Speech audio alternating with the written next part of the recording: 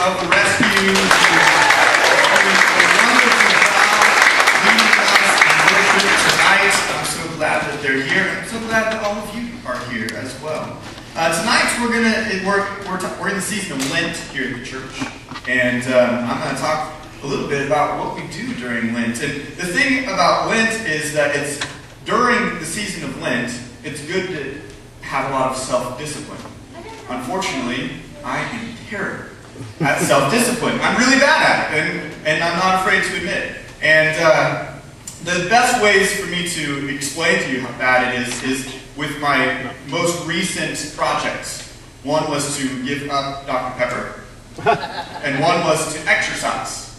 Now, when you're bad at self-discipline, you learn ways of kind of cheating the system here and there. And I must say that I'm an expert cheater at this type of thing. When it comes to Dr. Pepper, I love Dr. Pepper. I can't get enough of it. I would have 4 or 5 a day if I could. But there's all these doctors who think they know things, talking about how bad it is for you and how it's like, you know, the reason why I can't walk upstairs without being winded and all these things but I'm pretty good at justifying why I need soda. And so like I went to a restaurant and they were going to charge me for water.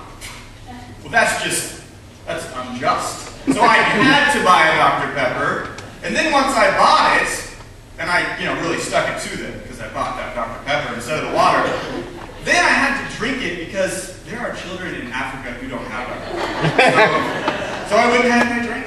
And let me tell you, when it comes to exercise, and my alarm goes off in the morning, because I usually can only exercise in the morning, it's like a matter of seconds, and I have millions of reasons why I need to hit the snooze button 9 or 10 or 11 more times before I actually get up. And then exercise it out the window because I got to go to work.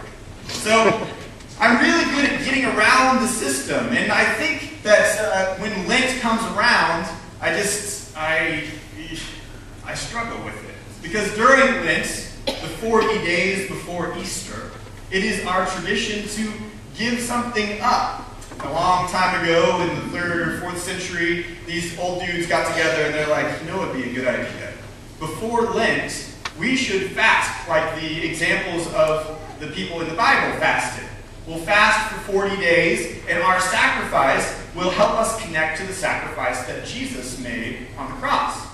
Well, over the last 1,700 years, there's been some odd variations to this practice. To the point now in our modern culture, people do a lot of weird things for Lent. And, how is it that giving up Dr. Pepper or chocolates or whatever it may be, how does that necessarily connect us to God? Well, tonight, we're going to try to reconnect our fast to giving us a chance to say no to some of the distractions in the world and say yes to the invisible God who so often just disappears with all those things around us.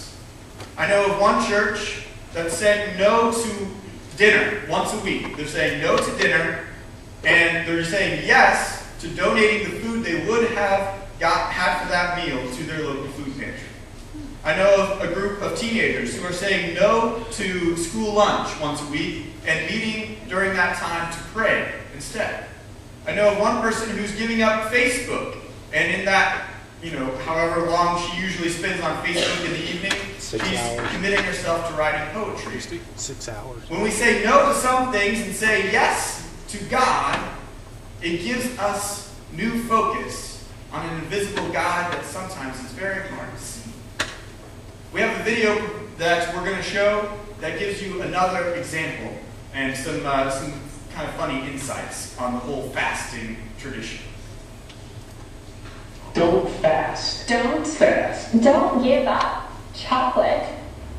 I mean, come on. Cadbury honey eggs only come once every year. Eat tons of jelly beans. And Pete, don't fast. You couldn't last 40 days without a double mocha frappuccino. Do not fast. You deserve water from the exotic island of Fiji. Don't give up bottled water. Don't do it.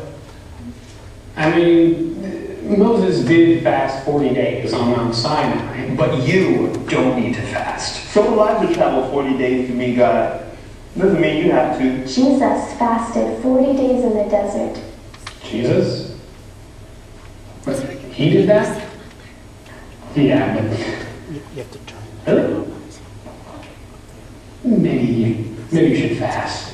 Fast. So that you can also prepare for the resurrection. Death could not contain him. Fast, because you care that a child dies every 15 seconds. 15 seconds. 15 seconds. Because they don't have safe, clean water.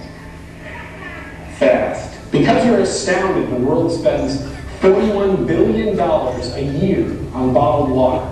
Fast, because you know that a fraction of that cost can provide clean water for everyone. Everyone. Fast, you can help. We can focus our preparation on the resurrection. If we Pray. In thanksgiving for the gift of water. pray, For the billion people who don't have clean water to drink. fast, sacrifice a little of our abundance so that others can have life. Fast. From lattes, fast food, bottled water, frozen yogurt. Give. The money we otherwise would have spent on drinks or food. Give. So people can have clean drinking water.